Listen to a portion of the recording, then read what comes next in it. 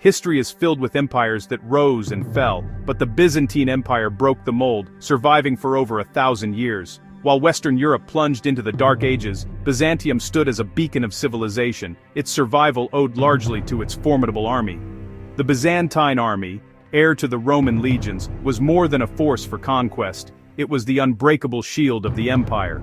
They didn't just copy Roman tactics, they innovated, adapting to face Persians, Avars, Slavs, Arabs, and Turks.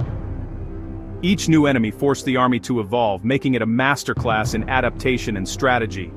From the walls of Constantinople to the frontiers of Anatolia, Byzantine soldiers defended trade, knowledge, and the empire's very heart. Their military manuals, still studied today, reveal a preference for brains over brawn, victory through strategy, not just force.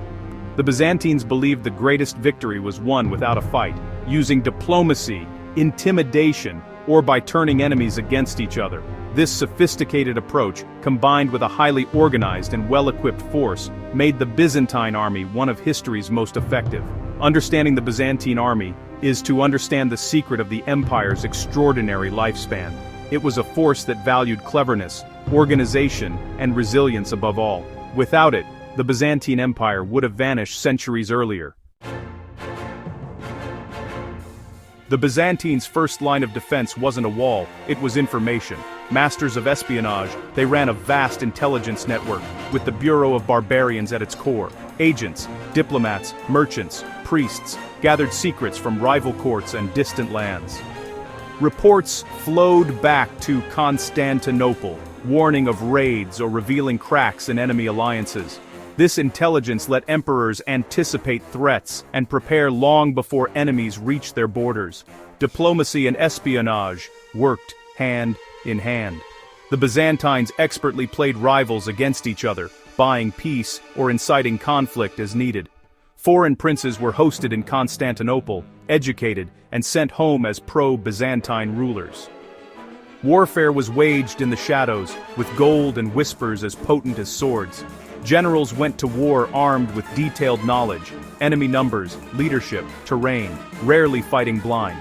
This gave them a strategic edge over less organized foes. The spy, unseen, was as vital as the armored cavalryman. Intelligence was the empire's silent weapon, shaping battles before they began. Byzantine generals learned early, avoid pitched battles whenever possible. A single defeat could doom the empire, so they favored patience and attrition over glory. Instead of meeting invaders head-on, they shadowed enemy armies, harassing supply lines and using scorched earth tactics. Invaders found themselves hungry, exhausted, and constantly under attack by swift light cavalry. The Byzantines waited for the enemy to weaken, then struck decisively at the right moment. This strategy demanded discipline and denied the enemy the satisfaction of a grand victory. Military manuals praised generals who won by outsmarting opponents, not by brute force. Terrain was used as a weapon, luring enemies into mountain passes or marshes, where numbers meant little. The result, the empire survived against larger, fiercer foes by outlasting and outmaneuvering them. Strategic patience became the hallmark of Byzantine warfare. It was a philosophy that saved countless lives and preserved the empire's strength. In Byzantium, brains always trumped brawn. Defending vast frontiers without going bankrupt, the Byzantines created the thematic system. The empire was divided into military provinces, or themes, each led by a strategos with both civil and military power. At the heart of this system were soldier farmers, granted land in exchange for hereditary military service. These men farmed, raised families, and defended their own homes, making them fiercely motivated. The system was cost-effective. Soldiers supported themselves, easing the burden on the treasury. When called, they mobilized quickly, forming the backbone of the empire's defense. Their local knowledge made them experts at ambush and defense. While not as elite as imperial troops, their numbers and motivation made them formidable. The thematic system created a resilient, self-sustaining defense network. It was a masterpiece of military and social engineering that protected Byzantium for generations. While the themes formed the shield, the emperor's sword was the tagmata. Elite, full-time regiments based near Constantinople, loyal only to the emperor, the Tagmata were the best trained and best equipped soldiers, ready to strike wherever needed. Famous units like the Sholai and the Varangian Guard, Vikings and Anglo-Saxons wielding massive axes, became legendary. Their training was relentless, their armor and weapons state-of-the-art. The cataphracts, heavy cavalry encased in armor, could shatter enemy lines with a single charge. The Tagmata turned the tide in countless battles, forming the core of imperial offensives. Together with the themes, they gave Byzantium a flexible, resilient military. This dual system absorbed attacks and delivered decisive blows, ensuring the empire's survival. The Byzantines were masters of defensive engineering, protecting their cities with formidable fortifications. The walls of Theodosius and Constantinople stood as the ultimate defense, repelling invaders for centuries. Across the empire, forts and walled cities anchored the frontiers, serving as refuges and supply hubs. Invaders couldn't ignore these strongholds. Sieges were long and costly.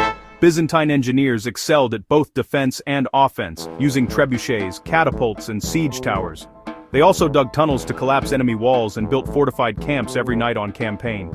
This engineering discipline, inherited from Rome, gave the army security and resilience. A Byzantine camp was a fortress, allowing safe rest even in hostile territory. Their logistical prowess let them operate far from home for extended periods. Engineering was a core part of their military identity. It was a key reason for the empire's long-term survival. Among Byzantine weapons, none inspired more terror than Greek fire. This secret incendiary compound, sprayed from ship-mounted siphons, could set enemy fleets ablaze, even on water. Its formula was a closely guarded secret, lost to history, but its effects were legendary. Greek fire saved Constantinople from Arab sieges, burning enemy ships and securing the empire's survival. Portable versions, hand siphons and clay grenades were used in land battles and sieges. The mere threat of Greek fire was enough to deter many foes. Its reputation was carefully cultivated, adding to its psychological impact. Only a select few knew its secrets, ensuring it remained a uniquely Byzantine weapon. No other incendiary matched its power or mystique. Greek fire was the super weapon of its age, a symbol of Byzantine ingenuity. It gave the navy and army a decisive edge in critical battles. Its legend endures as a testament to Byzantine innovation. Greek fire was fear itself, bottled and unleashed.